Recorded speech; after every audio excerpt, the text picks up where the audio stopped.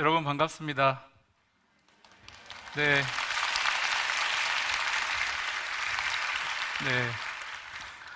저는 김유비 목사입니다. 여러분 은혜 많이 받고 계신가요? 저도 다니엘 기도회 함께 첫날부터 지금까지 참여하면서 은혜 받고 있습니다. 다니엘 기도회를 통해서 대한민국과 온 세계 디아스포라에 하나님의 역사가 나타나고 있습니다. 하나님의 은혜가 흘러 넘치고 있습니다. 저는 모든 사람을 위해서 설교하지 않습니다. 저는 상처 입은 한 사람을 위해서 이곳에 왔습니다. 절박한 상황 속에서 하나님을 찾는 사람, 오늘 아니면 안 되는 사람, 살기 위해 이 자리에 나온 사람, 저는 그 한 사람을 위해 하나님의 말씀을 전할 것입니다. 그 한 사람, 오늘 하나님이 살려주실 것입니다. 예수님께서 말씀하셨습니다. 진리를 알지니 진리가 너희를 자유케 하리라. 내가 너희를 자유케 하리라. 상처에서 자유케 하리라. 불안에서 자유케 하리라. 두려움에서 자유케 하리라. 외로움에서 자유케 하리라. 슬픔에서 자유케 하리라. 절망에서 자유케 하리라. 질병에서 자유케 하리라. 하나님께서 치유하여 주실 것입니다. 예수님께서는 우리를 치유하기 원하십니다. 상처를 치유하시는 분은 오직 예수님입니다. 그 예수님이 우리를 어떻게 치유하실까요? 우리가 읽은 말씀대로 진리로 우리를 치유하십니다. 그렇다면 그 진리는 무엇일까요, 여러분? 진리는 예수님 그 자체이십니다. 로고스이신 하나님이신 예수님입니다. 예수님은 특별히 자기 자신이 하신 말씀, 자기 자신에 관한 말씀, 그리고 다시 오신다고 약속하신 그 말씀, 성경 66권이 진리라고 말씀하십니다. 그리고 특별히 은혜의 복음이 진리라고 말씀을 하십니다. 그 예수님께서 오늘 우리를 치유하기를 원하시는 것입니다. 진리를 아는 사람은 속박에서 자유케 됩니다. 평안과 기쁨을 누릴 수밖에 없는 거죠. 그런데 진리를 알지 못하면 속박된 채로 삽니다. 절망과 불안 속에서 사는 것이죠. 진리를 아는 삶과 진리를 모르는 삶이 이렇게 극명한 차이가 있음에도 불구하고 왜 사람들은 진리를 외면하며 살게 될까요? 진리를 알지 모른 채로 살아가게 될 수밖에 없는 것일까요? 거기엔 두 가지 이유가 있습니다. 첫째는 우리 안의 결핍 때문입니다. 우리 안의 결핍은 거짓말을 양산해내는 공장입니다. 그렇기 때문에 결핍 있는 사람은 그 결핍 안에서 무수한 거짓말들이 쏟아져 내리기 때문에 예수 그리스도를 외면할 수밖에 없는 것입니다. 그리고 게다가 마귀의 부추김이 있습니다. 마귀도 우리의 결핍을 압니다. 우리의 취약함을 아는 것이죠. 모든 것이 사탄의 역사는 아닙니다. 모든 것이 마귀의 역사는 아닙니다. 하지만 마귀가 우리의 결핍을 정확히 알고 있기 때문에 우리를 쉽게 넘어뜨리는 것입니다. 이러한 고통 속에서 우리는 진리를 쉽게 알 수가 없는 것이죠. 그러나 진리를 아는 자의 삶의 혜택은 명확합니다. 자유와 기쁨인 것이죠. 예수님께서 오늘 우리에게 알기 원하는 것은 결핍에 속박된 거짓에 사로잡힌 삶이 아니라 예수 그리스도를 바라봄으로, 예수 그리스도 안에 거함으로, 예수 그리스도가 하시는 진심과 진리의 말씀으로 우리가 자유케 되는 것입니다. 저는 오늘 저에게 일어났던 예수님이 찾아오셔서 저를 치유하는 과정 속에서 저의 결핍을 아시고 저의 결핍에서 나오는 거짓말이 저를 잔인하게 파괴하고 있는 것을 아시고 치유해 가시는 여정을 여러분과 함께 나누고자 합니다. 저는 제가 이 결핍이 있는지도 몰랐고, 그리고 이 결핍이 저를 속박하고 있는지도 모른 채로 고통받으며 살아왔습니다. 그러나 예수 그리스도를 알게 되었을 때 저는 참된 자유를 누리게 되었습니다. 그리스도를 바라봄으로 단번에 치유되었지만 그리스도와 함께 동행함으로 지속적으로 치유되어져 가고 있는 것입니다. 예수님은 우리를 단번에 치유하셨고 예수님과 동행하는 과정에서 점진적으로 치유하시고 그 예수님이 다시 오시는 그날 우리는 완전하게 영화롭게 되어 치유될 것입니다. 그것이 괴롭고 힘들고 더디고 쓸쓸하고 외롭게 느껴지지만 예수님은 그분의 일을 행하실 것입니다. 제 얘기를 잠깐 공유하려고 합니다. 여러분, 저는 어느 명절날 가족 모임에서 즐거운 시간을 보내고 있었습니다. 거기엔 저희 어머니도 계셨고 저희 가정도 있었고 그리고 저희 여동생 가정도 있었습니다. 거기 없었던 유일한 사람은 저희 아버지셨어요. 여러분, 명절에 자리를 비우시면 안 됩니다. 가족들이 얘기를 합니다. 그 자리를 꼭 지키셔야 됩니다. 가기 싫어도. 안 가도 자기 얘기 나옵니다. 차라리 가서 듣는 게 낫습니다. 그날 명절 모임인데 제 여동생이 결혼을 하고 4년, 5년 동안 아이를 못 낳습니다. 저희 가족의 기도 제목이었는데 너무 예쁜 아이를 낳았어요. 남자아이를, 조카였는데 너무 예쁘게 잘 키우고 있었어요. 그 조카가 5살 정도 돼가지고 재롱을 막 부리니까 가족 분위기가 좋았겠죠. 저도 되게 좋아서 같이 웃고 떠들고 하고 있었어요. 근데 거기서 갑자기 어머니가 뜬금없이 눈물을 흘리시는 거예요. 근데 분위기에 전혀 안 맞았거든요. 저도 어머니한테 당황해서 어머니 왜 그러세요? 그랬더니 어머니가 막 우시면서 갑자기 너희들 어릴 때 이렇게 못 키웠어 이러시는 거예요. 그래서 그 좋은 날 과거의 상처가 어머니에게 찾아온 거죠.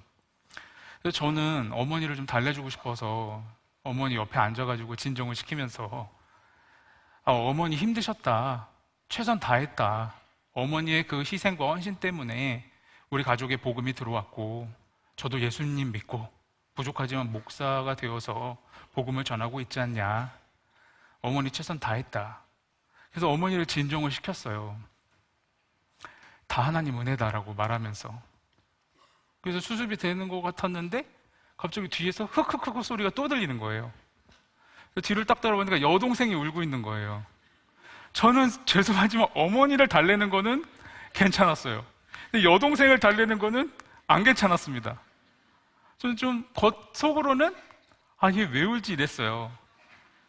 근데 여동생이 우니까 저는 또 착한 오빠잖아요. 그래서 제가 인자한 말로 왜 그래? 무슨 일이야? 그랬더니 저 여동생이 저한테 짜증을 부리면서 화를 내면서 오빠, 다 지난 일로 얘기하지 마. 다 지난 일 아니야. 오빠는 어떻게 그걸 다 지난 일로 얘기를 해. 난 아직도 기억이 생생한데. 오빠 기억나? 오빠 초등학교 때 아빠한테 밤새도록 맞아서 시체처럼 굳어서 담요에 돌돌 말려 있었어. 내 기억에 그게 3번이 넘어. 난 오빠가 유일하게 기댈 수 있는 사람이었는데 오빠가 죽을까봐 너무 두려웠고 오빠랑 같이 학교를 가고 오빠랑 같이 집에 오는 길이 유일한 내 안식처였는데 오빠가 그렇게 시체처럼 굳어 있을 때 난 너무 두려웠고 무서웠어, 오빠. 전 충격을 받았어요. 왜냐하면 저는 담요에 말려있느라 저를 못 봤거든요. 제 여동생이 그렇게 말하니까 저도 충격받은 거예요. 근데 더 마음이 혼란스러운 거예요. 속으로 야, 내가 담요에 말려 있었잖아. 왜 너가 나한테 짜증을 부리는 거야? 근데 좀 좋은 오빠잖아요. 그래서 제가 여동생한테 그래, 힘들었어. 오빠도 쉽지 않았어. 오빠도 사실 지금 진행 중이야. 너 서두를 거 없어. 천천히 해. 오빠가 오래 걸린 만큼 너도 오래 걸릴 거야. 괜찮아. 이렇게 얘기를 했어요.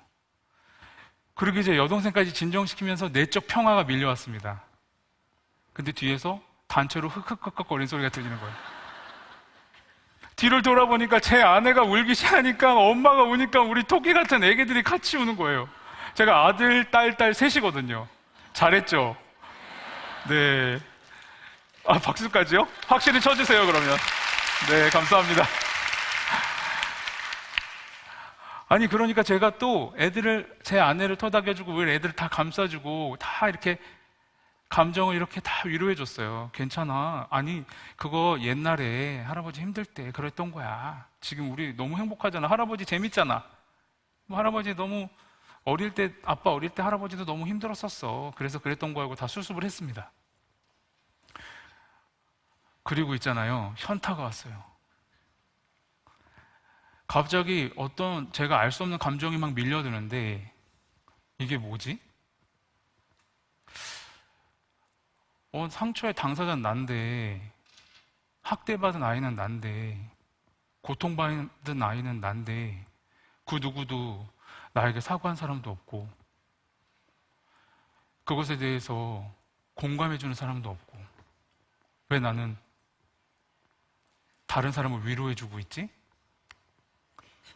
내가 어쩌다 이렇게 됐지?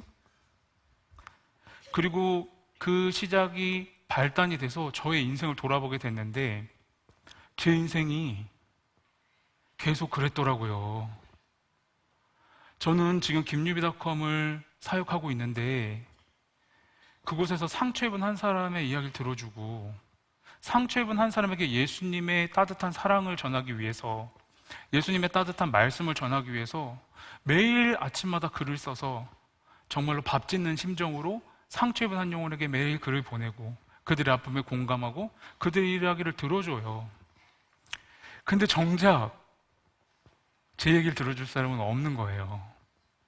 근데 나도 아픈데, 나도 그런 학대받은 과거를 완전히 뒤로 하고 살고 싶지만 그 상처의 영향력에서 완전히 벗어나지 못해서 그들의 이야기를 들을 때 나도 아플 때가 있는데, 그리고 그들의 아픔을 공감하면서 내가 그들에게 예수님의 따뜻한 사랑을 전하고 옆에서 그것을 목격하고 증인된 삶을 살고 함께 치유하는 과정 속에서 보람도 되지만, 나도 내 코가 석잔데, 나도 너무 힘들 때가 있는데, 나도 무너질 때가 있는데, 나도 연약한데 왜 내 옆엔 아무도 없지? 이런 회의감이 막 밀려드는 거예요. 그래서 제가 예수님한테 이런 말을 해요. 예수님, 저는요? 예수님, 저는요? 왜 저는 안 돌아보세요? 왜 저는 안 챙겨주세요? 왜 저는 안 사랑해주세요? 왜 저는 방치하세요? 저는 이것이 저에게 가장 큰 고통이었습니다. 저는 예수님이 감정적으로 느껴지지가 않는 거예요. 예수님이 따뜻하지가 않은 거예요. 예수님이 마음에 막 와닿지가 않는 거예요. 여러분 착하시네요. 갑자기 저를 되게 불쌍하게 쳐다보고 계세요. 쟤 불쌍해 죽겠어. 어떤 사람은 째려봐요. 목사가 왜 저래? 죄송합니다. 네. 여러분, 그게 제 처지입니다. 저도 이게 잘못된 건 줄 알았어요. 아니, 난 목사인데, 제가 목사의 특권의식이 있는 건 아닌데, 내가 예수님을 인격적으로 만난 사람인데, 목회자인데, 말씀을 전하는 사람인데, 하루 종일 말씀을 묵상하고 하루 종일 기도하는 사람인데 왜 내가 예수님의 사랑이 느껴지지 않는가? 얼마나 고통스러운 줄 아세요? 전 제가 고장난 줄 알았습니다. 완전히 망가진 줄 알았어요. 사실 그것도 맞죠. 제 처지가 너무 딱합니다. 근데 저는 오랫동안 저에게 중요한 질문을 던지지 않았어요. 너 왜 그래? 너 고장났어. 너 잘못됐어. 너 왜 그래? 니까짓 게 무슨 목회를 해. 너는 목사하면 안 돼. 너부터 고쳐. 너는 그 자리에 설 자격이 없어. 이런 파괴적인 메시지를 진실처럼 받아들이고 살았던 거예요. 그런데 그게 진공 상태에서 나온 게 아니라 저의 결핍이 쏟아내는 거짓말이었던 거예요.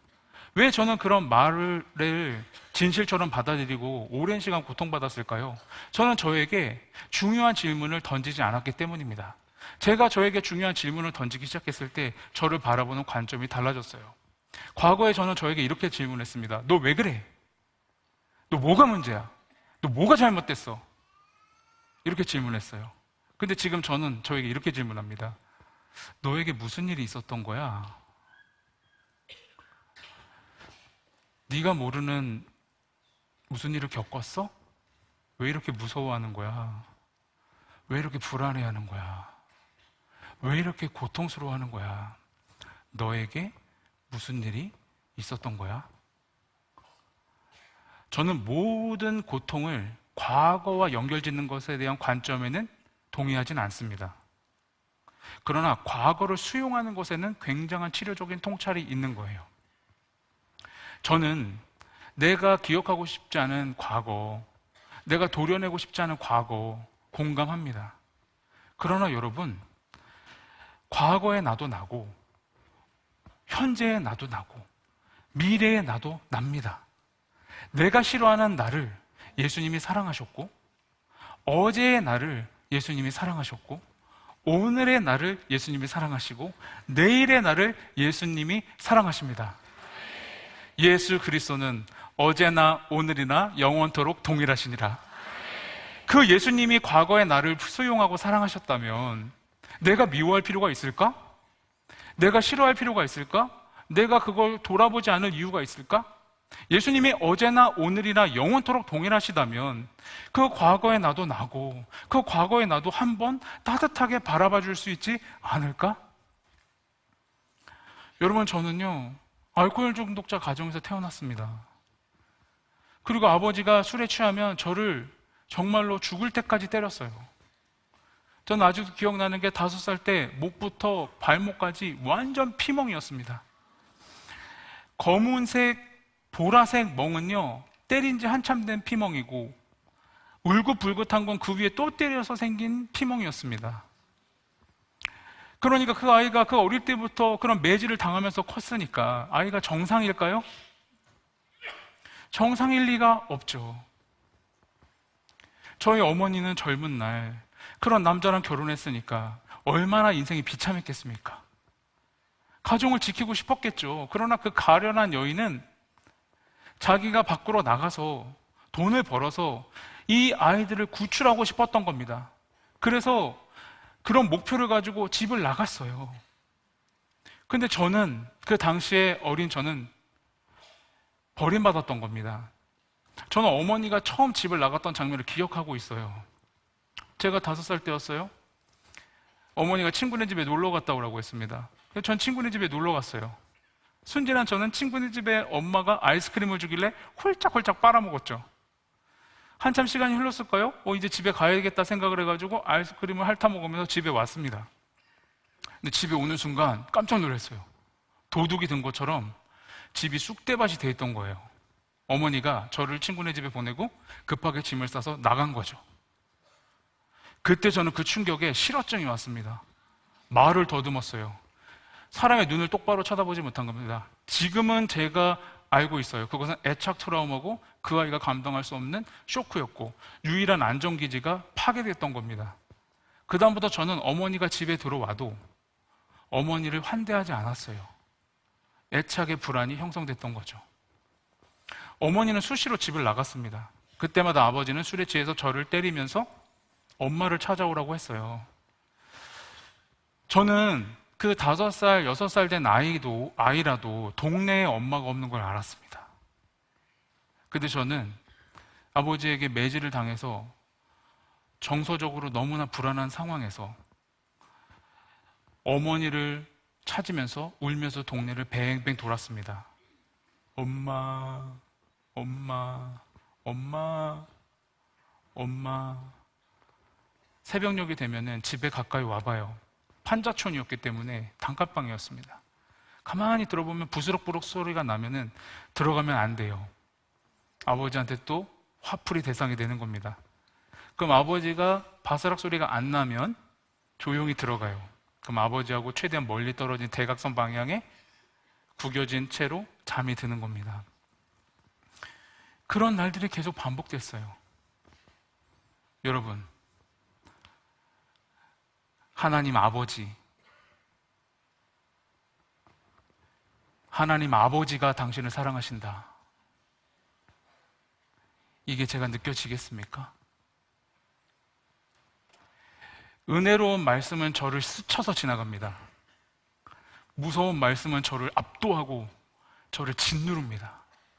잘못하면 벌 받는 거는 너무 강렬한데 나를 있는 그대로 사랑하신다는 그 은혜의 말씀은 저를 스쳐 지나갑니다. 잠시 은혜될 뿐 순식간에 사라져요. 질문해 보겠습니다. 제 잘못인가요? 제 믿음이 부족한 겁니까? 저도 원치 않습니다. 만약에 제가 원가족을 선택할 수 있는 기회를 가졌다면, 제가 저희 부모를 선택할 수 있는 기회가 있었다면 저는 어쩌면 다른 선택을 했을지 모릅니다. 그러나 선택할 수 있습니까? 주어진 것이죠. 주어진 겁니다. 그냥 그 가정에 태어난 겁니다. 그 학대받은 5살짜리 아이의 유일한 잘못이 있다면 그 집에 태어난 거예요. 그 집에 태어나지 않았으면 그 일을 안 당한 겁니다. 저는 저를 정죄했던 거죠. 저는 지독한 가난에, 지독한 학대에, 저의 사춘기까지의 모든 시절을 다 보냈습니다. 중학교 3학년 때 아버지가 갑자기 술을 끊고, 갑자기 초등학교 5학년 때 갑자기 술을 끊고, 갑자기 담배를 끊고, 갑자기 교회를 다니기 시작하면서 속성반으로 목사가 됐어요.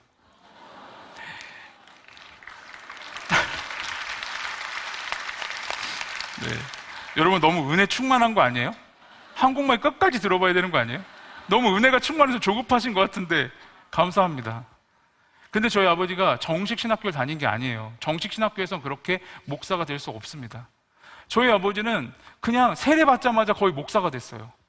제가 볼 때는 저희 아버지도 새 사람이 되고 싶은 욕구가 충만한 나머지 그 예수님을 닮아가면서 성화되는 과정이 없었던 겁니다. 근데 시골에 내려가서 목회를 하려니까 열정은 있는데 인격은 성숙이 안 됐고 상황은 열악하니까 얼마나 고통스러웠겠습니까? 저는 술 없는 학대를 받은 거예요. 얼마나 절망이 됐을까요? 이젠 사람들이 말합니다. 너희 아버지 변화됐다. 니네 집 기적이 일어났다. 그런데 그 내부에서는 쑥대밭인 겁니다. 저는 기독교에 대한 반감이 있었습니다.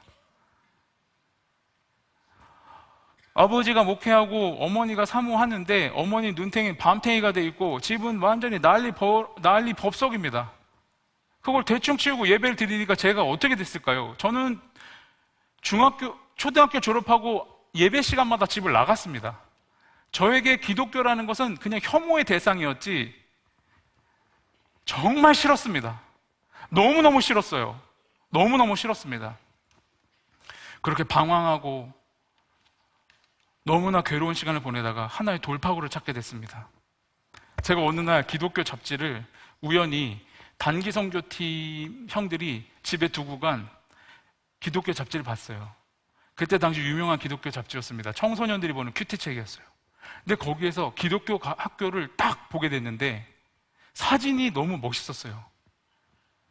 운동장이 잔디밭인데 저는 시골 깡시골에서 지금 폐교됐습니다. 그런 학교만 다니다가 이걸 딱 보니까 와, 여기로 탈출해야 되겠다. 저는 공부에 관심이 없었어요. 공부가 되겠어요? 근데 제가 집을 탈출해야 되겠다는 목표 하나를 세우고 비닐하우스에서 흙바닥에서 살 때입니다. 비닐하우스에 스티로폼 하나 깔고 거기 담요 하나 깔고 그게 집이었어요. 거기서 제가 사춘기 민감할 때 2년을 살았습니다. 거기서 저는 여러분 아시죠? 병아리들 추울 때 이거 전구 켜주는 거 그거 하나 켜고 밑에서 공부를 해가지고 집을 탈출하는데 성공했어요. 감사합니다. 아니 박수를 이렇게 자주 받을지 몰랐는데 자존감이 높아지네요. 저 이제 집에 가도 되겠습니다. 여러분 알아서 은혜 받고 오세요. 네, 저는 먼저 가겠습니다. 그렇게 불과 탈출하려는 계획을 세운 지 한 3, 4개월 만에 저는 집을 탈출해버렸어요. 고등학교를 들어간 거죠. 그때 제가 왜 그렇게 탈출하고 싶었냐면 이 집을 벗어나면 저는 살 수 있다. 희망적이다라고 생각을 했습니다. 근데 탈출해서 기숙사에 갔더니 전국에서 공부 잘하는 수재들이 기숙사에 다 모여 있어요. 저는 얘가 왜 고등학교를 다니나 싶은 거예요. 왜냐하면 지금 시험을 봐도 원하는 대학을 갈 수 있는데 왜 액세서리처럼 고등학교를 다니지? 이런 애들 사이에서 엄청난 열등감을 느꼈고 엄청난 현실의 벽을 느꼈습니다. 저는 입학이 목표였거든요. 그 다음은 목표는 없었습니다. 그리고 빈부격차도 느껴지기 시작하는 거예요. 그리고 사랑받은 정서의 격차도 느껴지는 겁니다. 여러분, 친구들은요 주말에 기숙사니까 집에서 부모님들이 데리고 와가지고 막 밥도 사주고 새 옷도 사주고 책도 새 책도 넣어주고 방도 청소해주고 가는데 저희 부모님은 욕하러 와요.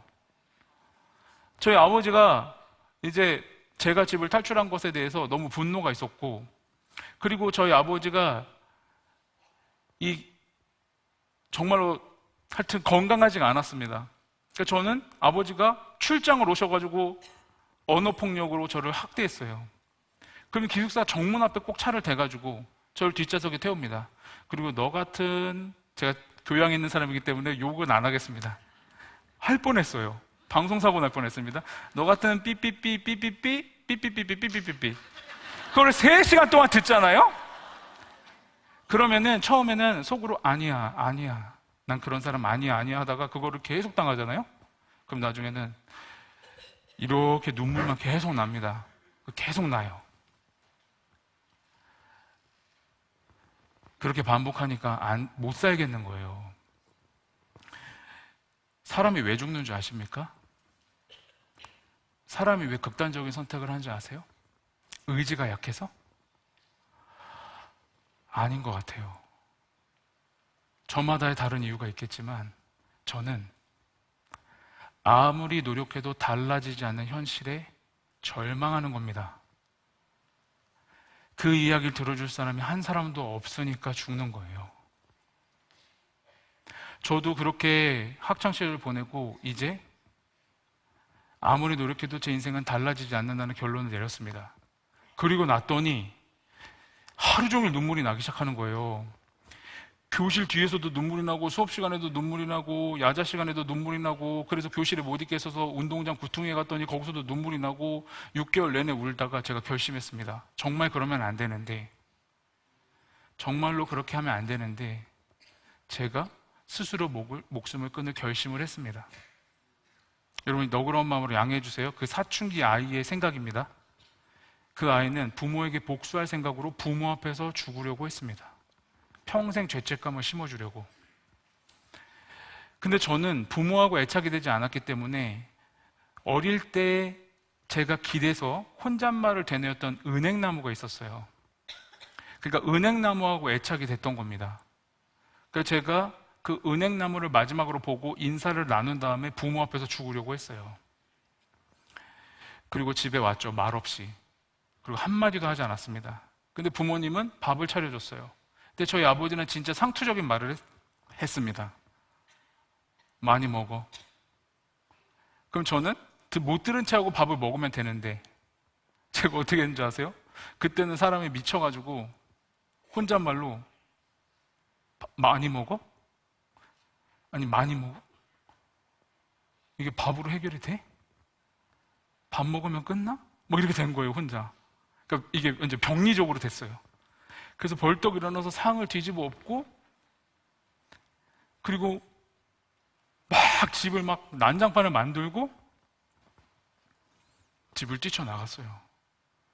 그리고 제가 울면서 준비한 노끈으로 그 매듭을 지었습니다. 근데 제가 부모 앞에서 죽으려고 했었는데 차마 그럴 수가 없어서 노끈으로 은행나무에게 인사하고 은행나무의 목을 매려고 한 거죠.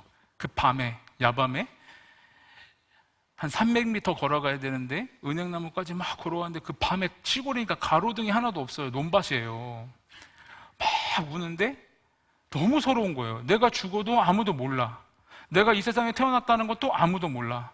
그리고 태어나서 지금까지 살면서 행복했던 적이 한 번도 없어. 나는 진짜 왜 태어났나? 제 자신이 너무 저주스러우니까 그냥 오열하고 울면서 죽음을 향해 걸어가는데 말려줄 사람도 하나도 없어요. 칠흑 같은 어둠뿐이었습니다. 은행나무에 이제 제가 연습 진짜 많이 했거든요. 매듭 짓는 거. 궁금하세요? 여러분 아실 필요 없어요. 제가 매듭 짓는 거 연습을 엄청 많이 했거든요. 그리고 이제 어두운데 더듬더듬 해가지고 딱 준비를 했는데 변수가 있었어요. 하나님이 머리를 너무 크게 창조하셔가지고 이게 밤에 안 들어가는 거예요. 들어가기만 하면 성공인데 안 들어가면 짜증이 나는 거예요. 머리 큰 것도 짜증이 났어요. 막 슬픈데 안 들어가니까 막 이러면서 막 하는데 안 들어가는 거예요. 근데 그러다 보니까 짜증이 나가지고 너무 서러우니까 막 운 거예요. 나무를 막 치면서. 근데 그러다가 정신이 몽롱해지는 거예요. 애가 이게 해리 상태가 된 거예요. 그러니까 충격이 너무 크니까 해리 상태가 되면서 이게 상상인지 환상인지 기억인지 모호한 상태로 칠흑 같은 밤이니까 이게 안 보였다니까요, 요 앞이. 시골이니까. 근데 몽롱해지면서 어떤 장면이 확 기억으로 왔냐면은 제가 지하실에서 아버지가 담배를 딱 물고 진짜 속옷만 입으시고 땀을 뻘뻘 흘리면서 담배를 쫙 빨아 당기는데 붉은색이 쫙 타들어가더라고요. 땀을 뻘뻘 흘리면서 저를 때리고 있는 거예요. 근데 저는 이미 거의 반은 죽어가고 있어요. 그러니까 얘를 살려줘야 되는데 얘가 막고 있는데 아무도 구해주는 사람이 없는 거예요. 제가 그 장면의 기억이 또렷이 나면서 오열이 나면서 갑자기 신이라는 존재를 저주한 거예요. 제가 근데 기독교 학교에 있었고 부모님이 하도 하나님 했어 하니까 제가 하나님이 유일한 신인 줄 알았을 거예요. 저희 부모님이 만약에 이슬람교였으면 저는 알라를 저주했을 거고 불교 신이었으면 부처를 저주했겠지만 저희 부모님은 기독교였어요. 저는 그래서 하나님을 저주한 거죠. 저주한다. 당신을 저주한다. 신이 있다면 이럴 수 없다. 신이 있다면 저 아이가 저렇게 학대를 받을 이유가 없다.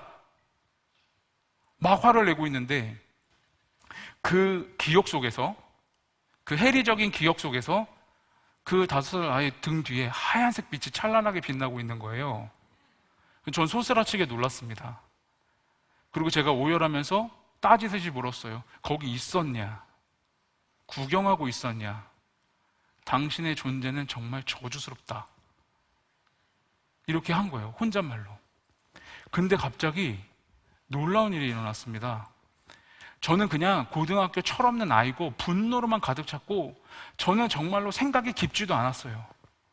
그런데 갑자기 제 마음에 울림이 있는 겁니다. 너무나 선명하게. 그게 어제처럼 생생한 거예요. 저의 일생을 동행하는 저에게 들려진 최초의 진리였습니다.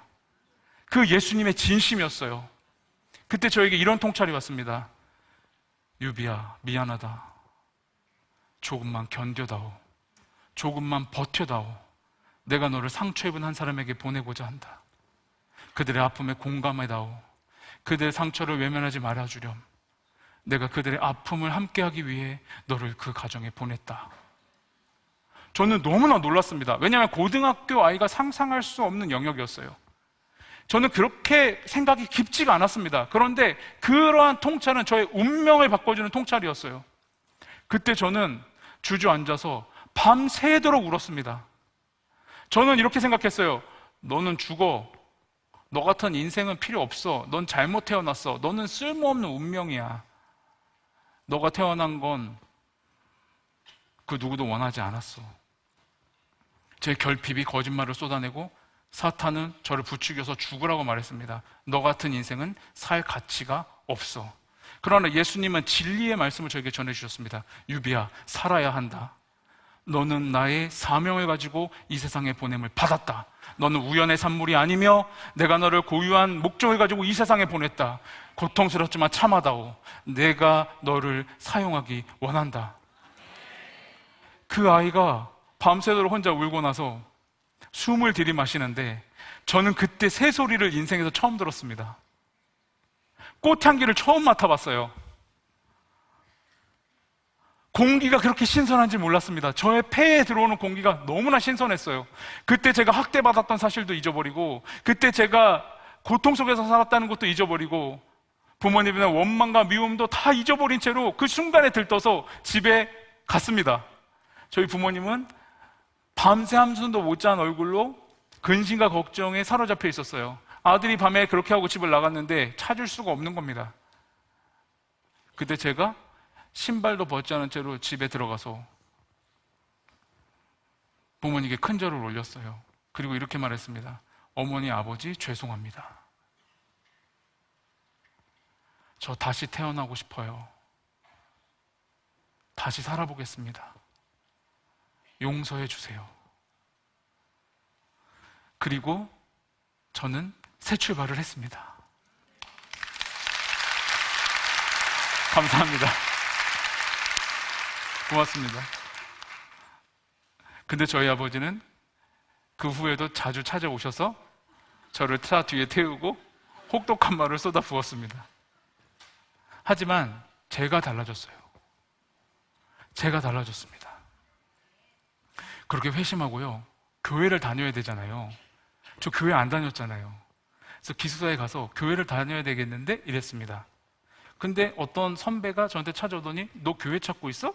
친구 얘기를 엿들었어요. 네, 형. 우리 교회 가자. 갔는데 그냥 상가교회, 개척교회예요. 아니, 청소년부 사역자도 없어요. 너무 열악해서. 근데 형들이 저를 딱 온 날, 야, 우리 같이 기도할래? 고3, 그러니까 형들 4명, 저 1명 같이 기도할래? 뭘 기도해요, 형님? 저 새신자인데. 처음 왔는데. 야, 지금 우리 교회 심각한 게 있어. 우리가 이제 고3이 된단 말이야. 회장 선거를 해야 돼. 제가, 형, 무슨 소리 하는 거예요? 기도하고 다음 주에 투표할 거야. 아유, 기숙사 선배가 얼마나 무서운데요. 제가 다음 주에 갔더니, 너 잠깐 나가 있어. 후보는 나가 있어.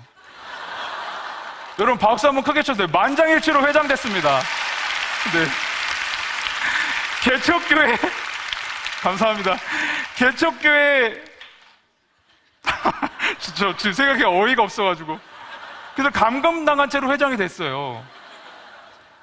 근데 그때 하나님이 저한테 막 그런 열정을 부어주셔가지고 진짜 신기한 일이 있었는데, 하나님께서 그 교회에서 그 좋은 선배님들이에요. 그 선배님들이 전면에 나서서 정말 열심히 해주고, 청소년 사역자가 없었어요. 그래서 열심히 했는데 고등부가 그 상가교에 꽉 차서 120명이 나오는 거예요. 네, 감사합니다. 저는 숫자 자체가 중요한 게 아니라 얼렁뚱땅 계속 저희들끼리 사역자가 없었다니까요. 그래서 저는 뜻하지 않게 부흥을 경험했습니다. 그러다가 제가 그런 은혜를 만끽하고, 이제 저는 의리의 사나이예요. 저희 대학의 원서를 4군데 쓸 수 있었거든요. 근데 저는 나 하나님이 은혜를 주셨는데 나는 목회자가 될 거야 하고서 원서 하나만 썼어요. 근데 선생님들이 야, 그래도 4개를 써서 합격률을 높여야 된다. 선생님, 속으로 믿음이 없는 자요. 그러니까 그때 너무 뜨거웠어요. 고등학교 때 회심하고 죽다 살았잖아요. 선생님, 저는 한 군데만 쓰겠습니다. 그러면 안 되거든요. 근데 한 군데만 썼어요. 그래서 신학교에 딱 들어갔습니다. 근데 신학교에 들어갔어요. 의리의 사나이니까 은혜를 갚으려고 했어요. 그때 당시 복음이 뭔지도 모르고, 제가 뭐 하나님한테 대출받은 것도 아닌데 제가 갚아드리고 싶었어요.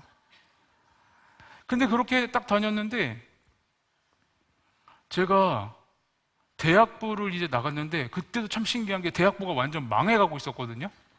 안산 동산교회 대학부가 믿기지 않겠지만 어른은 10,000명인데 대학생들은 60명밖에 안 모였어요.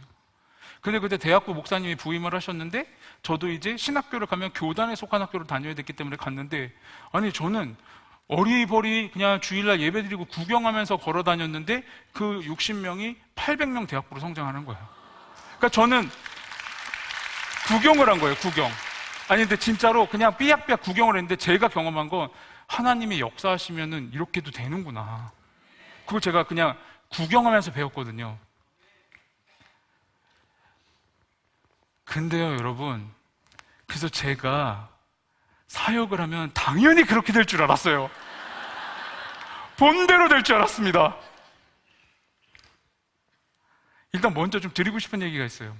제가 그런 학대받은 삶을 살다 보니까 사람 앞에서 말을 또박또박 못하는 거예요. 그러니까 교실 안에서 남자애들끼리 있을 때는 편하니까 그냥 친구하고 얘기는 해요. 근데 교실 밖을 나가면은 이게 어떻게 해야 될지 모르겠는데, 시선을 어디다 둬야 될지 모르겠는 거예요. 근데 저는 그게 싫은데 애써 태어난 척 하는데 심장이 콩닥콩닥 뛰는 거예요.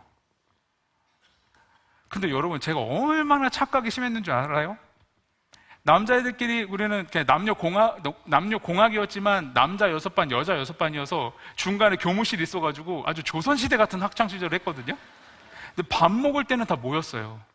근데 교실 안에서 남자애들끼리 있을 때 괜찮은데 밥 먹으러 갈 때가 문제예요. 저는 진짜 착각했던 게, 밥을 먹으러 식판을 이렇게 해가지고 먹잖아요. 그러면은 식판을 갖다 놔야 되는데 퇴식구가 여자애들 쪽이에요. 근데 저는 지금 확신하거든요. 그때도 확신했고 지금도 확신하는데 저를 여자애들이 보지 않아요. 저를 왜 봐요? 아니 자매님들, 저 왜, 설교니까 보내죠. 지나갈 때 봐요? 안 보잖아요. 근데 저는 보면 안 되니까 눈 마주치기 부드러우니까 이렇게 얼굴을 가리고 식판을 이렇게 들고 이렇게 가는 거예요. 근데 어느 날 된장국이 나왔는데 너무 입맛에 안 맞는 거예요. 거기 청국장도 막 섞여 있는데. 근데 제가 입맛에 안겨서 거의 남겼거든요. 그날도 이렇게 가는데 기둥에 박았어요. 그래가지고 식판 이렇게 뒤집히면서 밀려가지고 기둥 다 뒤집었으니까 그때는 다 보죠. 그때는 여자애들이 다 쳐다봤어요. 근데 얼굴 새빨개지고, 근데 여러분 제 얼굴이 한 손으로 가려져요? 안타깝게도 이 머리 크기 때문에 살아남았는데 감사하지만 그땐 감사하지가 않더라고요. 그럼 두 손으로도 안 가리잖아요. 안 가려지잖아요. 망신당했습니다. 그게 저한테 너무 큰 고통이었어요. 그러니까 쭈뼛쭈뼛 있는 거예요. 쭈뼛쭈뼛. 근데 신학교에 딱 들어갔는데 은혜 받는 자리에 그냥 섣불리 앉아있으면 안 되는데, 그때 그 신학교 1학년 때 감비아에서 사역했던 선교사님이 오셨는데, 여기 수염이나 있는 이재원 선교사님이신데 도전을 하는데, 신학생들 신학만 하지 말고 공부만 하지 말고 한 명도 전도 못하면서 나는 신학교 다닐 때 단 하루도 복음을 전하지 않은 날이 없다. 니네들 복음을 전해야 된다. 이렇게 설교를 하신 거예요. 근데 제가 이상하게 은혜 받은 거예요. 그래가지고 제가 그거 실천해야 되겠다. 근데 사람을 보면 겁이 나는데 하기는 해야 되겠다. 그래서 기숙사에서 똘레똘레 나와가지고 주변 서성거리는데, 우리 학교는 다 신학생들이잖아요. 어떻게 해요? 그때 당시 편의점도 이렇게 많지도 않았어요. 밤늦게까지 하는 데가 없어요. 가만히 계단에 학교 나가서 조금 내려가면은 거기 좀 이렇게 허름한 상가들 몇 개 있는데 거기 그냥 담배 가게 앞에 앉아 있는 거예요. 그럼 아저씨들이 밤에 담배 사러 오잖아요. 그럼 제가 덩치가 이만한데 아저씨 깜짝 놀라는 거예요. 제가 막 벌벌벌 떨면서 말이 안 오는데, 아저씨 근데요 교회 다니세요? 그러고 오는 거예요. 그 아저씨가 얼마나 무서웠겠어요. 꿈에 나왔을 것 같아요, 제가.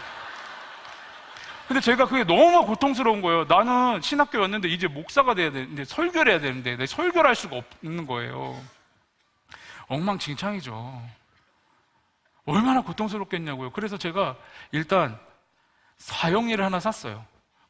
외웠어요. 그냥 하나님은 당신을 사랑하시며 당신이 놀라운 계획을 가지고 있습니다. 이렇게 해서 막 외웠어요. 5분 만에 막 5분 동안 할 수 있게 외웠는데, 외우면 뭐합니까? 써먹지를 못하는데. 근데 제가 그때 신학교에서 제가 다니는 교회까지 4호선을 타고 다녔어요. 한 50분 탔어요. 어디서 본 건 있어가지고 꿈은 야무져가지고 내 여기서 연습하면 되겠네, 지하철에서. 근데 평소에 탈 때는요 편안하게 다녔거든요. 그냥 창밖에 보면서. 근데 여러분, 뭘 하려고 하고 타보세요. 사람 미칩니다. 거기 서서 말을 한다? 4호선에 여러분 대공원역 있고 경마공원 있고요.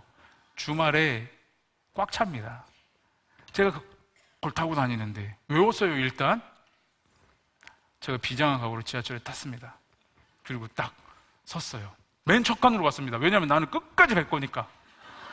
맨 첫 칸에 타서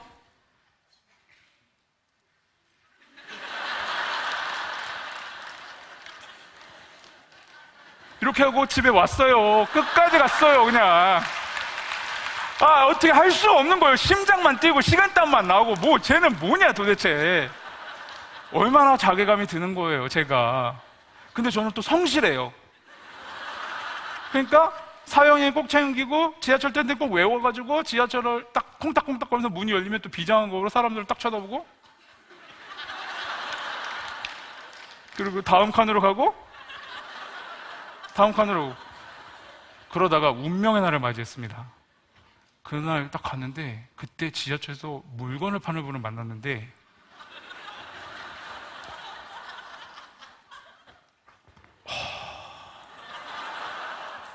그때 손풍선에다가 밀가루 반죽 넣어서 비벼가지고 눈, 코, 입 붙인 다음에 만드기 인형이라는 게 있었어요. 그걸 파는데 1,000원에 팔았거든요. 근데 제가 생각할 때는 그거 좀 가져놓으면 굳어가지고 버려야 되는데, 그 만드기 인형을요 세상에서 제일 좋은 장난감으로 막 프리젠테이션 하는 거예요. 근데 사람들이 막 사요. 근데 갑자기 제 안에 막 열정이 생기는 거예요. 야, 저런 싸구려 장난감 파는 사람도 저렇게 담대한데 나는 그 주 예수 그리스도의 복음을 아는 자로서 이걸 전하지 못하고 있구나. 나도 할 수 있다. 그리고 그 아저씨를 딱 자신 있게 쳐다보고 길을 받아가지고 다음 칸으로 딱 가서 또 조용히 갔어요. 완전 포기했어요. 그러니까 안 된다. 나는 목회 못한다 이제. 나 말은 못한다. 이건 할 수는 없다 나는. 그리고서 이제 포기하고 한 달이 지났어요. 어느 날 대학부 청년부 사역을 막 하고 있는데 너무 사역이 많은 거예요. 그래서 그날 어느 날 너무 늦게 막차에 가까운 막차였던 것 같아요. 막차를 타고 이제 교회에서 학교로 다시 오는데 너무 피곤해서 의자에 이렇게 기대가지고 이제 좀비처럼 멍 때리고 오는데 갑자기 제 마음에 평안이 밀려오는 거예요. 주변을 살피니까 저 구석에 어떤 아저씨가 술에 취하셔서 의자에 누워서 주무시더라고요. 지하철은 똑같은데. 제가 그 아저씨한테 살짝 갔어요. 의심받을 행동을 하면 안 되니까. 그래서 제가 건너편에 앉아서 그 아저씨를 5분 동안 쳐다보고 있었어요. 자나? 깼나? 아저씨 그랬어요. 근데 대답이 없어요. 그래서 아저씨 했거든요. 대답이 없는 거예요. 그래서 거기 서가지고 아저씨 잘 들으세요? 하나님은 당신을 사랑하시며 당신을 향한 놀라운 계획을 가지고 계십니다. 짜자자자자자자자. 우와, 그때 진짜 우와, 하나님 너무 감사합니다 한 거예요. 근데 그 아저씨 계속 코 골고 주무셨어요. 야, 그때 그 마가의 다락방 오순절 성령의 역사가 뭔지 알겠더라고요. 베드로가 어떻게 그렇게 설교했는지 알겠더라고요. 그래서 제가 다음 칸으로 딱 갔더니 3명이 있는데 다 주님을 만나서 제정신이 아니에요. 자, 여러분 관심이 없어요. 의식이 없어 일단. 제가 하나님은 당신을 사랑하시며 당신을 5분 동안 자자자자작 했어요. 그리고 의자에 앉아가지고 할렐루야, 할렐루야, 할렐루야. 너무 막 감사한 거예요. 제가 기숙사에 와서 자는데 나도 할 수 있다. 하나님 살아계시다 이랬어요. 그리고 다음 주 주말을 기다렸죠. 비장한 각오로.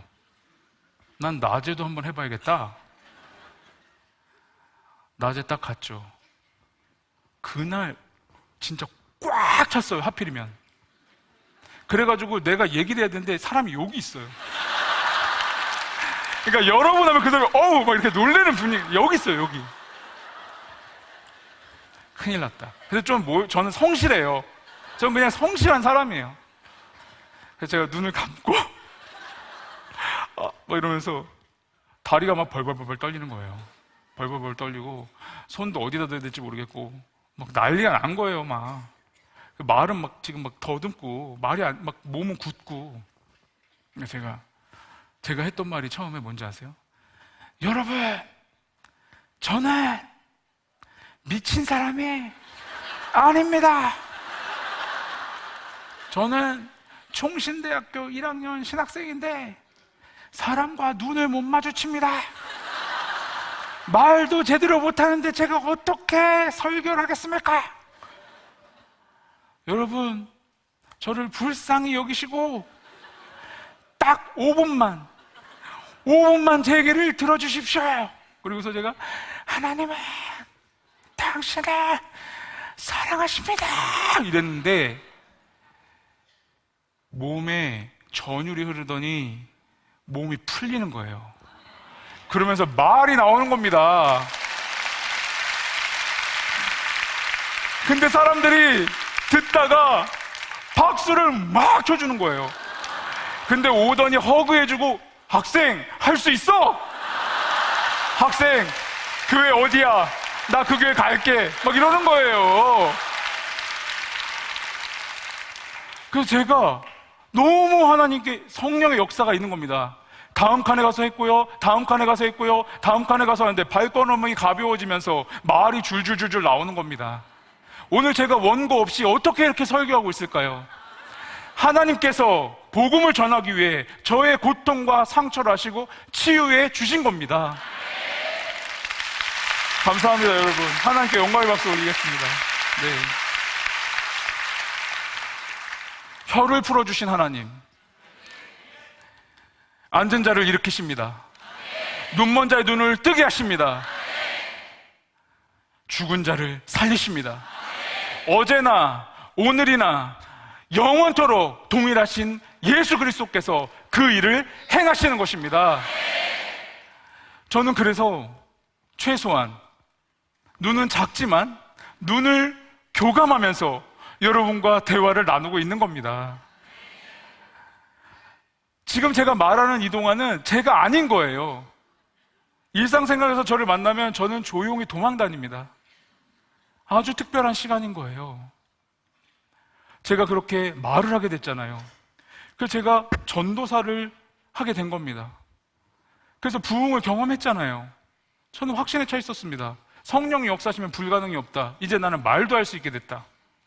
그래서 제가 교회가 개척될 때 안산 동산교회에서 교회 개척을 운동하는 첫 번째 교회 개척 멤버로 합류를 했습니다.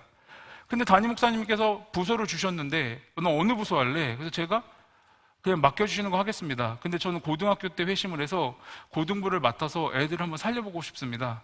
그래, 그럼 넌 고등부 해라. 네, 목사님, 고등학생들 어딨나요? 없어. 전도회 할 수 있어.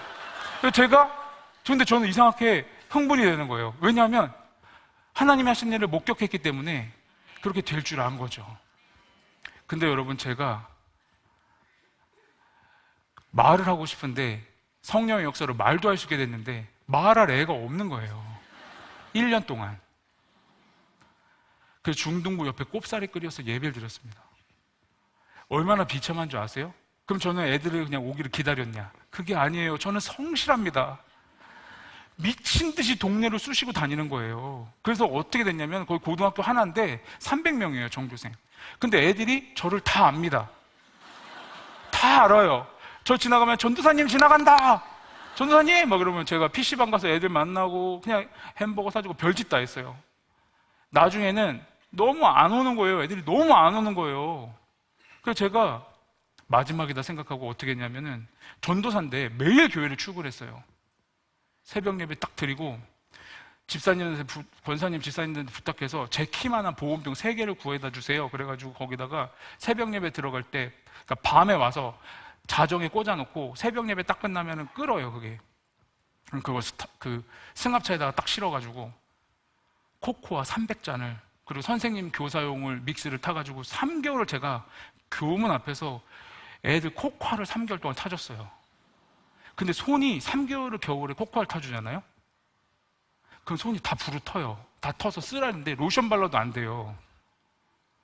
근데 놀라운 건 애들이 코코아만 처먹고 죄송합니다. 제가 화가 안 풀렸어요. 이게 제가 치유받아야 돼 지금. 이게 제가 그때 치유가 안 됐어요 보니까. 죄송합니다. 애들이 코코아만 처먹고 교회는 안 오는 거예요. 전사님 맛있어요 하고 야금야금 홀짝홀짝 잘 처먹고 교회는 안 오는 거예요. 썽이 난 거예요. 제가 저는 딱 그거 내가 한 게 아니구나. 나 묻어간구나. 진짜 적나라하게 드러난다 내가. 또 거기서 파괴적인 결핍이 저의 결핍이 파괴적인 메시지를 주는 거예요. 야, 네가 무슨 목회를 하냐? 네가 무슨 전도사냐? 네가 무슨 교회를 하냐? 네가 무슨 사역을 하냐? 고딩 하나 전도도 못하는 네가 실패의 그림자가 저를 뒤덮는 겁니다. 저는 그냥 끝난 거예요. 사역 1년 만에. 근데 전 성실하잖아요. 그러니까 기도를 하는데 그냥 매달렸어요. 근데 나중에 가슴을 막 치니까 나중에 여기가 멍이 들 정도로 아픈 거예요. 너무 분해가지고. 죄송한데 이 고딩 이 코코아만 처먹고 나 알바해서 애들 니네 떡볶이 맛있냐? 막 이렇게 한 거예요. 그때 25살이에요. 25살. 얼마나 제가 열정적이었겠어요. 근데 제가 기도하는데 저는 극단적으로 끝까지 기도하거든요. 근데 하나님께서 갑자기 물어보시는 것 같은 거예요. 너 이 아이들을 얼마나 오랫동안 사랑했냐? 저는 근데 심플하니까 1년 됐잖아요. 1년 했잖아요. 나는 이 땅을 향한 수천 년의 계획을 가지고 있었다. 너의 열정을 알지만 네가 한 영혼을 구원하는 것이 아니다. 이제부터 내가 한 영혼을 보내줄 테니 목숨을 다해 사랑해라. 이러시는 것 같은 거예요. 제 통찰로. 근데 제가 좀 놀랬어요. 너무 제가 얄팍하게 느껴졌던 거예요, 그 순간에. 근데 저는 또 헷갈리는 게, 그럼 내가 코코아를 타야 되나 말아야 되나? 그래서 저는 오기가 생겼기 때문에, 그래, 이왕 이렇게 된 거 코코아 안 타자. 일주일 동안 정말 편하게 아무것도 안 해봤어요. 이런 극단적인 신앙은 위험합니다. 근데 저는 지쳐가지고 될 대로 되라. 그리고 이제 제가 그냥 주일날이 됐는데 기대감도 없었어요. 내가 헛것을 들었지 뭐. 이렇게 하고 중등부 예배 꼽사리 껴서 앉아 있었는데, 그 사과농장의 교회가 개척돼가지고 시내에서 한 3km를 걸어와야 되거든요. 그러니까 애들이 안 올 법도 한데 저는 그거를 용납을 못했어요. 거리? 하나님이 역사하시면 불가능이 무엇이냐, 이거였던 거예요. 근데 그래서 제가 사과농장이 산에 있었기 때문에 이렇게 보면은 그 길에 이렇게 보잖아요? 그러면은 사람이 오는 게 보여요. 그래서 예배 시간 시작할 때 이렇게 보면 30분 걸리기 때문에 그때 안 오면 땡이에요. 그래서 제가 이렇게 보니까 없어요. 썽이 났죠. 예배 이렇게 뒤에 드리고 있는데, 나 여기 오늘 여기 사표 써왔으니까 예배 끝나고 사표 내고 다른 길을 가야겠다. 난 이건 진짜 안 된다. 이렇게 생각을 했는데, 예배 설교 다 끝날 때쯤에 드르륵 하고 문이 열리는 거예요. 제가 딱 봤더니 길에서 제가 만났던 고딩이에요. 그래서 제가 다가가서 좀 너무 당황해가지고, 야, 너 왜 왔어? 그래서 제가 이랬어요. 그러니까 걔가 뭐 눈을 또 이렇게 막 깜빡깜빡 하더니 전사님이 오라며요. 그래서 내가 너무 당황해가지고, 아니 근데 왜 왔냐고. 너 안 왔으면 나 사표 쓰고 오늘 끝인데. 근데 걔가 전사님 오라며요. 그리고 어색하게 있다가 제가 갑자기 감정이 격해져서 눈물이 막 나면서 그 애를 끌어안은 거예요. 남학생이었어요. 근데 어안이 벙벙해서 지가 오래가지고 왔는데 왜 이렇게 된 거냐. 근데 진짜 신기한 게 한 명씩 보내주시는 거예요. 저 정말 한 영혼 사랑하면서 12년이 싹 지나갔어요. 그냥 한 교회에서 12년 동안 한 영혼 사랑했어요. 한 영혼. 그러니까 저는 하나님께서 저를 다듬어 가시면서 한 영혼의 소중함을 계속 주셨어요. 특별히 상처 입은 한 영혼에 대한 특별한 마음을 주셨어요. 왜냐하면 제가 상처 입었기 때문에 저는 상처 입은 한 영혼을 외면할 수가 없었던 거예요. 그 한 영혼만 바라보고 목회를 했는데, 제가 언격결에 김유비닷컴을 시작하고 만 겁니다. 여러분, 이런 질문이 있을 수 있어요. 쟤는 얼마나 자존감이 높길래 지 뒤에 닷컴을 붙이고 사역을 하냐. 그게 아니고요, 어쩌다 이렇게 된 겁니다. 저는 12년 동안 사역했는데 교회가 너무 사랑이 많아요. 저는 목회를 할 자격이 어때서 그만둘 생각은 해봤는데 교회로 옮길 생각은 못 해봤습니다. 왜냐하면 성도님들이 너무 부족한 저를 사랑하고 아껴주셨어요. 그래서 저는 원 없는 사랑을 받았어요. 너무 감사하게. 근데 그릇이 안 돼서 교회 개척을 못 하겠는 거예요. 그래서 마지막에 12년 정도 됐을 때, 8년 차 정도 됐을 때부터 교회에서 개척을 준비해라. 그럼 개척을 준비한다는 거는 그거에 대한 서포트를 같이 의미하는 거거든요. 근데 저는 자존감이 너무 낮고 두려우니까 제 결핍에서 나는 그걸 할 수 없는 사람이라고 생각을 하니까 되게 은혜스럽게 양보를 했어요. 다음 사람이 파송을 받고 그랬어요.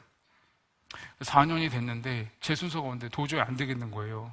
그래서 교회에 얘기를 했습니다. 저는 상처 입은 한 영혼을 위해서 사역하겠습니다. 근데 주변에서 대수롭지 않게 목사님과 당회가 대수롭지 않게 하세요. 개척해서. 아니, 그게 아니고 제가 블로그? 말이 안 통하는 거예요. 저는 근데 특별한 계획이 있는 것도 아니고 정말 어리석었던 거죠. 그래서 여러분, 제가 낙오자가 된 거예요. 제가 그걸 다 거절하고 교회 개척을 거절하고 길거리에서 제가 목회를 하려고 교회를 설득을 했어요. 지원해준다. 개척해라. 지원해줄게. 사람 보내주고 재정 줄게. 근데 제가 거절했는데 나중엔 어떤 얘기가 나왔냐면, 너무 감사하게도 너 그러면 쓸데없는 짓 안 할 것 같으니까 교회에서 너를 5년, 10년 너의 사역을 지금 받는 사례비로 지원을 해주는 걸 논의해보겠다. 이렇게 된 거예요. 근데 제가 너무 감사해서 울었어요. 근데 집에 가서 기도하는데 기쁨이 없는 거예요. 평안함이 없는 거예요. 그래서 제가 어떻게 했는 줄 아세요? 전 괜찮습니다. 빈몸으로 나가겠습니다. 너 스폰서가 있니? 너 뭐 로또가 된 거야? 제가 근데 하나님께서 저를 다루시는데 저 안에서 막 이상한 일이 벌어지는 거예요. 저는 현실적인 사람이에요. 진짜로. 그래서 그런 뜬구름 잡는 얘기를 하지 않는데, 제가 사역을 하면서 한 영혼에 대한 열망이 있었기 때문에 제가 생각하고 제가 느끼고 제가 바라보는 어떤 사역의 방향이 있었습니다. 그래서 말도 안 되는 그 사역을 하기 위해서 제가 빈몸땡이로 나왔어요. 모든 서포트를 다 거절하고 빈몸으로 나왔습니다. 근데 그 다음에 제가 완전히 무너졌어요. 그걸 다 거절하고 나왔으면 당당하게 사역을 해야 되는데, 제가 거기서 어떻게 하고 있냐면, 제 결핍이 너의 잘못된 선택으로 너의 인생은 망했어. 너의 잘못된 선택으로 너의 가족과 너의 자녀들은 가난의 굴레를 벗어날 수 없을 거야. 너의 그 한 번의 잘못된 선택으로 너의 인생은 끝났어. 이렇게 된 거예요. 그때 제가 공황장애를 연구하고 있었거든요. 공황장애가 이런 거구나. 근데 주님께서 저한테, 유비야, 책으로 배울 수 없어. 경험하자, 체험하자. 공황이 오는데 식은땀이 팍 나면서 숨이 딱 멎고 딱 주저앉아서 딱 죽을 지경이 되는 거예요. 너무 고통스러워서. 그렇게 계속 되는 거예요. 끝났어요, 저는. 그러니까 누가 기다려주는 사람이 있었던 것도 아니에요. 근데 진짜 신기한 게, 그렇게 절망 속에 있는데 그 밤의 새벽에 제 마음속에 예수님이 또 진실을 말씀해 주시는 거예요. 너의 실수가 아니다. 내가 널 인도할 거다. 내가 널 돕는 자를 보낼 것이다. 상처 입은 한 영혼을 보내줄 것이다. 또 이러시는 거예요. 근데 저는 그때 그런 거 있잖아요. 무의식이 얘기하는 거. 내가 절박하니까 무의식이 얘기한다. 그렇게 생각을 한 거예요. 그래서 저는 이게 정말 주님이 얘기한 걸까? 내가 절박해서 내가 듣고 싶은 대로 해석한 거 아닐까? 이렇게 된 거예요. 근데 희한한 게, 그런 마음에 여유가 생기고 나니까 가만히 생각을 해보니까, 뭘 내가 두려워하고 있지? 내가 무슨 일을 겪었을까? 저는 평범하고 안전된 상황에서도 갑자기 무슨 일이 일어날 것 같은 두려움이 있었어요. 그걸 예기불안이라고 하는데, 그것은 저의 결핍에서 나온 겁니다. 아직 일어나지 않은 일에 대한 공포로 저는 죽음의 고통을 느껴요. 삽시간에 반전이 될 수가 있기 때문에. 방금 전에 아버지가 여기 계셨는데 고개를 돌리고 다시 봤는데 뺨을 맞을 수도 있는 거예요. 그러니까 그런 일들이 저한테 있었으니까 저한테는 그런 예기불안이 있는 겁니다. 근데 그때 마음이 담대해지면서, 내가 뭘 두려워하는 걸까? 한번 두려워하는 장면을 상상해보자.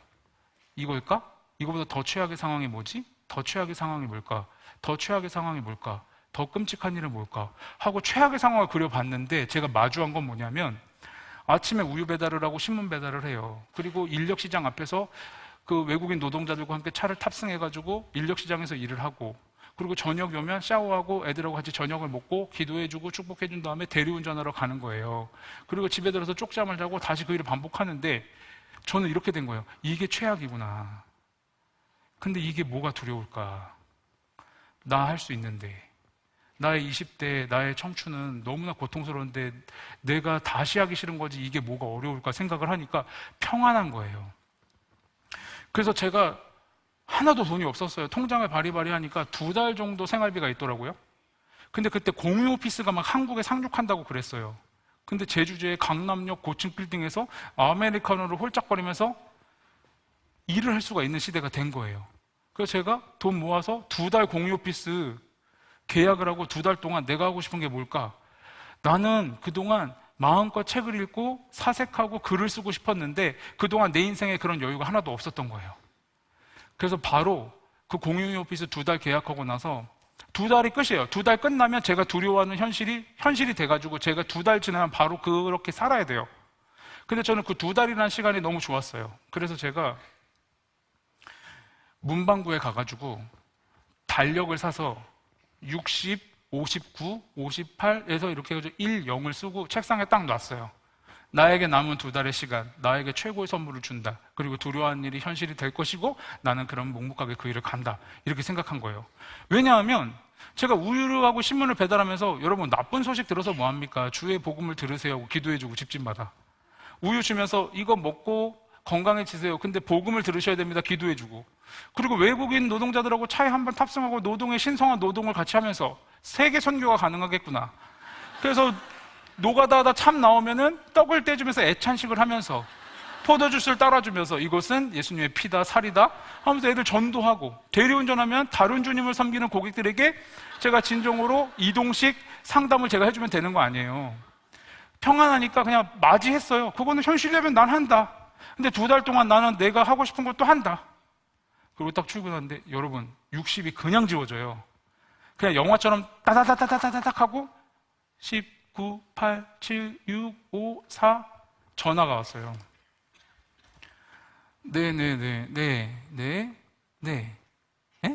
네. 말귀를 못 알아들었어요. 제가 어디서 전화 왔는 줄 아세요? 출판사에서 전화가 온 거예요. 거기 어디예요? 저희 규장 출판사인데요. 어쩌고 저쩌고. 아, 죄송한데 실장님, 제가 말을 잘 못 알아듣는 것 같은데 제가 좀 책을 내자는 얘기세요? 그랬더니 그분이 목사님 저희 출판사예요. 음반 내시고 싶으세요? 그래서 제가 갑자기 너무 당황해서 제가 책을 내요? 목사님 다음 주에 뵈면 좋겠습니다. 대표님이랑. 그래서 대표님을 뵈러 갔는데 대표님이 간증을 하시는 거예요. 아니 우리 실장님이 김유비닷컴 들어가 버려서 갔더니 아무것도 없더라. 그래서 그 5층에 기도실이 있어요. 기도실 가서 하나님 부담 주지 마세요. 우리 선교단체 아닙니다. 우리 사회복지단체 아닙니다. 그냥 기도해 줄게요. 그리고 부담 주지 마세요. 이랬대요. 근데 기도 중에 대표님한테 나의 사랑하는 아들이다. 내가 너를 돕는 자로 보냈으니 그의 사역을 자세히 들어보고 그를 지원하라. 이렇게 하셨대요. 대표님 간증에. 제가 공황장애 겪으면서 살려달라고 말했을 때 말씀하신 게 헛것이 아니라 하나님께서 역사를 하고 이루시는 과정이었던 거예요. 그 대표님이 목사님 원고 써서, 원고 있으세요? 아니 저 없는데 써서 갖고 오세요. 그리고 여기 사인부터 하시고 출판 계약부터 맺고. 요즘 뭐 하세요? 저 할 거 없는데. 그럼 저희 오셔서 설교 좀 해주세요. 그래서 제가 가필풀 가서 설교를 하는 것으로 김유비닷컴의 사역이 시작이 된 겁니다. 하나님이 압도적인 은혜를 주셨어요.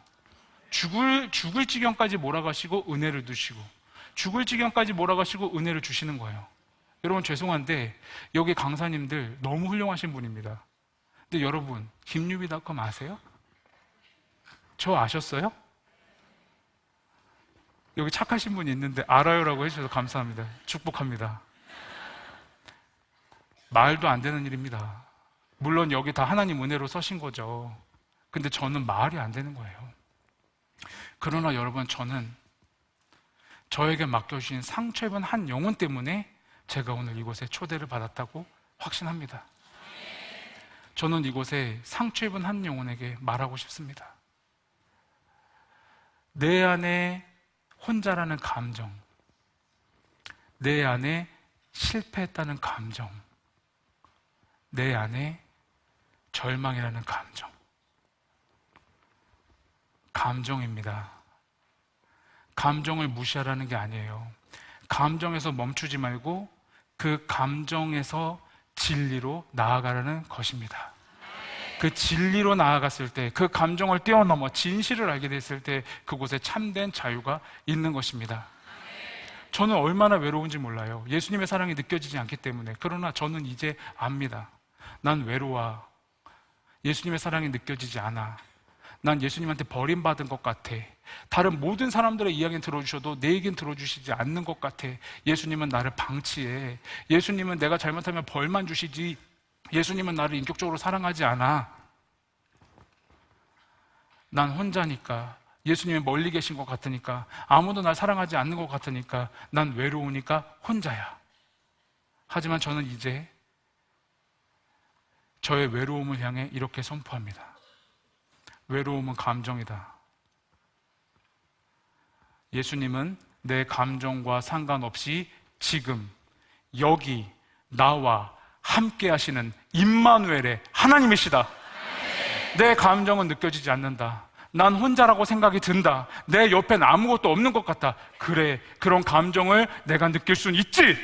그러나 예수님은 내 감정과 상관없이 지금 여기 나와 함께 하시는 하나님이시다.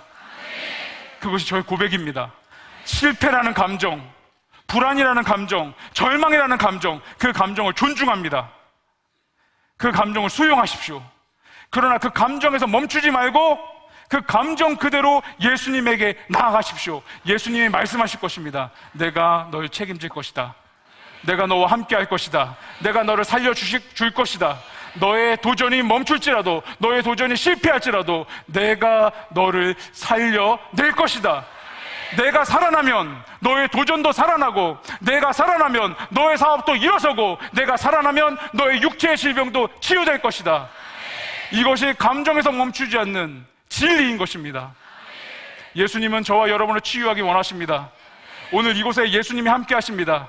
제가 이렇게 부족한데 하나님께서 왜 저를 부르셨냐고 절규하며 주님께 물었습니다.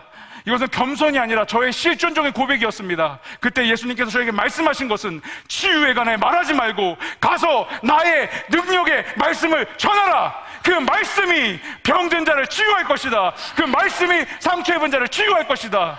오늘 제가 여기에 부름받은 목적은 저의 언변과 저의 말과 저의 경험으로 여러분이 치유되는 것이 아니라 살아있는 하나님의 말씀의 능력으로, 이 말씀을 믿음으로, 이 말씀을 고백함으로 오늘 여러분들은 치유가 될 것입니다. 주님은 살려주시길 원합니다. 우리 같이 기도할 때 감정에 의존해서 기도하는 것이 아닙니다. 치유될 것 같은 느낌으로 기도하는 게 아닙니다. 성공할 것 같은 느낌으로 기도하는 것이 아닙니다. 병이 고쳐질 것 같은 감정으로 기도하는 것이 아닙니다. 차분하게, 침착하게, 아무 감정이 느껴지지 않을지라도 말씀의 능력을 힘입어서 그 말씀을 입으로 고백하면서 그리스도의 능력을 초청하는 것입니다. 은과 금은 내게 없거니와 내게 있는 이것을 내게 주노니 나사렛 예수 그리스도의 이름으로 일어나 걸어라, 일어나 걸어라, 일어나 걸어라 할 수 있거든이 무슨 말이냐? 믿는 자에게는 능치 못함이 없느니라. 이 말씀을 의지하는 것입니다.